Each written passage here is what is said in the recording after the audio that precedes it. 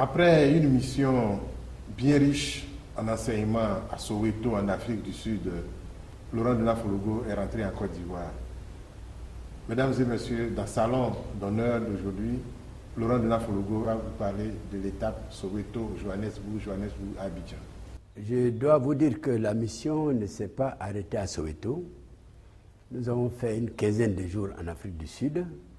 Je vous ai dit que nous avons parcouru toutes les grandes villes de l'Afrique du Sud.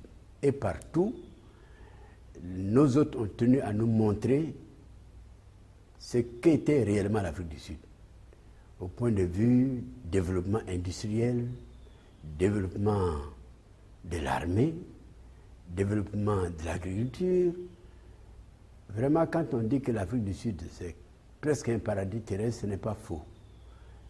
Là où il n'y a pas de verdure, il y a des fleurs, partout.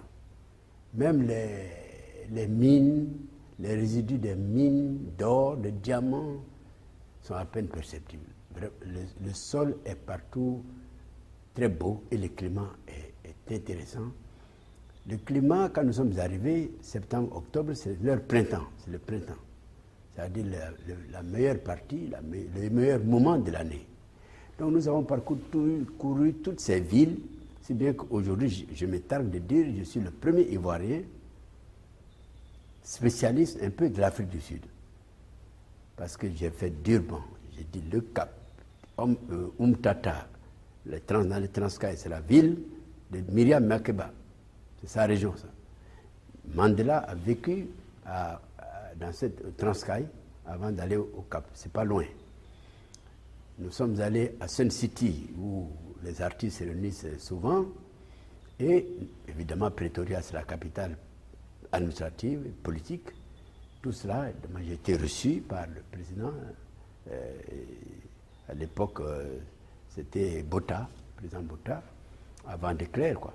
Voilà. Nous avons parcouru tout cela et nous sommes revenus très enrichis. Très enrichis. Le président Botha vous a donné ses impressions sur cette visite? Ah oui, il avait accepté. C'était négocié, c'était arrangé avec le président Houphouët-Boigny, bien entendu. Il m'a dit qu'il a une admiration aveugle pour le président Houphouët-Boigny. De sorte que, lorsqu'il lui a fait part du projet d'envoyer quelqu'un en Afrique du Sud, d'envoyer une mission en Afrique du Sud, bien que cela ait été interdit par l'OUA, lui n'en revenait pas. Mais il n'y a que lui seul qui pouvait faire ça, parce qu'il était solide. C'était un fondateur de l'OUA. Si un membre fondateur décide de poser un acte, on ne peut que le respecter. C'est ce qui est arrivé. Nous avons eu un accueil partout, extraordinaire. Même les petites difficultés de Soweto, c'était pas grand-chose, puisque nous avons fait quand même la mission. Donc, quand je suis revenu en Côte d'Ivoire, la délégation, dans les 24 heures, j'ai fait mon rapport au président Houphouët-Boigny. Il m'a reçu pendant 2 heures de temps pour parler de l'Afrique du Sud. Et m'a demandé mes propres impressions. Vous savez, il y avait des journaux, je vous l'ai dit, francophones qui m'avaient attaqué. Ils ont parlé de provocation, ils m'ont parlé de bravade. On voulait se montrer, etc. Et ils ont même soupçonné le président Houphouët-Boigny d'avoir des rapports économiques.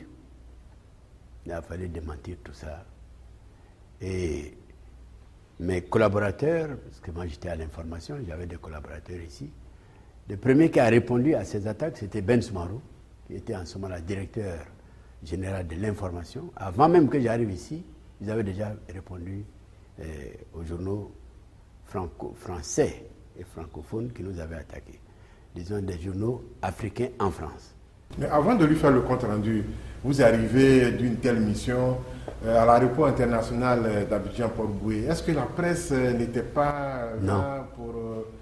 Non. Comment vous vous êtes arrangé pour ne pas qu'il y ait fuite d'informations au niveau de la presse? Vous savez, on était à l'époque en parti unique et en général, dans ce contexte-là, la presse était plus proche de l'État que de l'opposition, si opposition il y avait, de sorte que je n'ai pas annoncé mon arrivée en Côte d'Ivoire.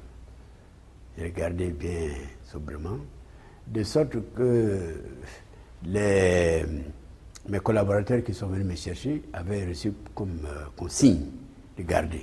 Tant que le président Houphouët-Boigny ne m'avait pas vu, je ne devais pas parler. Encore plus ceux avec qui vous avez effectué la mission. Oui, non, absolument pas. Ils étaient avec moi, on est arrivés ensemble, on a gardé les mêmes consignes, jusqu'à ce que j'ai rendu compte au président Houphouët-Boigny.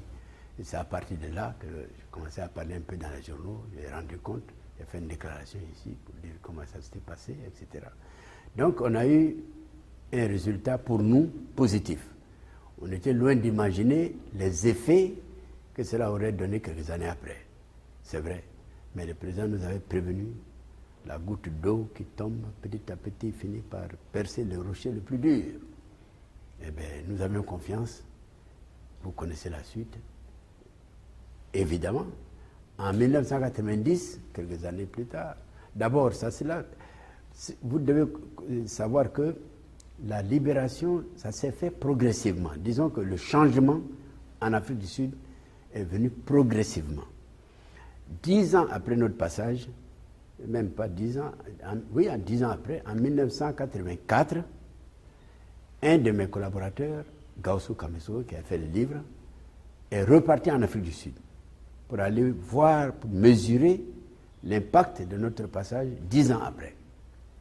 Et il raconte dans son livre, il a fait 2 tableaux, un tableau avant notre passage, un tableau 10 ans après notre passage. Bien sûr, ce n'est pas le seul voyage qui a tout résolu.